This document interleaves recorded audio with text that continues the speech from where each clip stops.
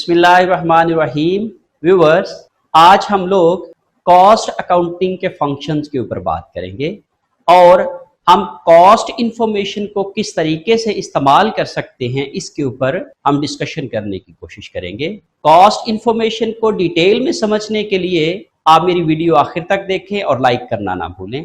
Cost and management accounting के ऊपर मजीद conceptual videos के लिए आप मेरे चैनल को सब्सक्राइब करें और बेल आइकन को दबाएं ताकि आपको हर आने वाली वीडियो का नोटिफिकेशन मिलता रहे।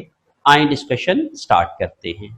सो purposes of the cost accounting क्या है? Determine product cost and pricing. Main purpose of the cost accounting है हमारी प्रोडक्ट कॉस्ट्स क्या हैं, what is the product cost of our organization. हमारी कंपनी जो प्रोडक्ट बना रही है या जो सर्विसेज दे रही है उसकी पर यूनिट कॉस्ट क्या है, we determine that information in cost accounting. कि अगर हम लोग प्रोडक्ट बना रहे हैं फिजिकल प्रोडक्ट तो उसकी पर यूनिट कॉस्ट क्या है, और अगर हम लोग को सर्विसेज प्रोवाइड कर रहे हैं तो पर सर्विस एक्टिविटी हमारी कॉस्ट क्या है। अगर हॉस्पिटल है तो पर पेशेंट कॉस्ट क्या है, अगर यूनिवर्सिटी है तो पर स्टूडेंट कॉस्ट क्या है, अगर कोई लॉयर है अटॉर्नी है तो पर उसकी क्लाइंट कॉस्ट क्या है, वो हम लोग सर्विसेज ऑर्गेनाइजेशन में यूज करते हैं। तो cost accounting is used to determine product cost and help marketing decisions. और हम प्रोडक्ट कॉस्ट क्या होती हैं और मार्केटिंग डिसीजंस करने में हमें हेल्प मिलती है। Marketing decision is basically pricing decisions. हम लोग ये देखते हैं कि हमारी प्रोडक्ट की प्राइस क्या होनी चाहिए, तो वो प्रोडक्ट की प्राइस तभी पता चल सकती है जब हमारे पास प्रोडक्ट की कॉस्ट होगी। If you don't have your cost you can not ascertain that what should be your price. तो उसके लिए हमें कॉस्ट को मद्देनजर रखना पड़ता है, because we make pricing on the base of cost. Suppose हमारी कॉस्ट है 15 रुपए पर यूनिट, हम ये कहते हैं उसके ऊपर 5 रुपए हम मार्जिन रखेंगे तो हम प्रोडक्ट को 20 रुपए का मार्केट में बेचेंगे। So this decision is made on the basis of cost. If we don't know what is our cost we can not ascertain that what should be our price. Competition को देखते हुए हम देखते हैं कि हम कितनी अपनी प्राइस को रिड्यूस कर सकते हैं और कितना बढ़ा सकते हैं, वो भी हम अपनी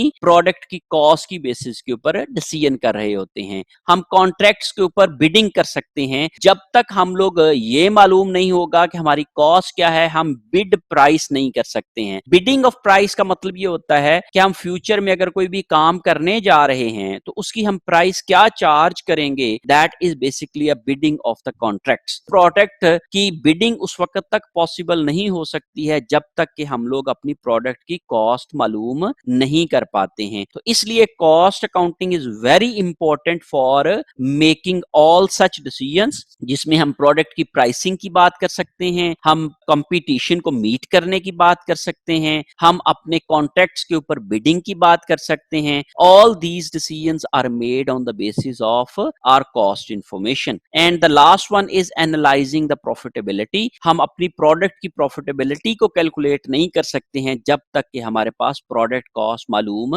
नहीं होती। अगर हमारे पास प्रोडक्ट कॉस्ट नहीं होगी तो हमें नहीं पता चलेगा कि हम पर यूनिट प्रॉफिट कितना कमा रहे हैं। अगर हमारे पास पर यूनिट कॉस्ट होगी तो हम अपने प्रॉफिट को असर्टेन कर सकते हैं, कैलकुलेट कर सकते हैं।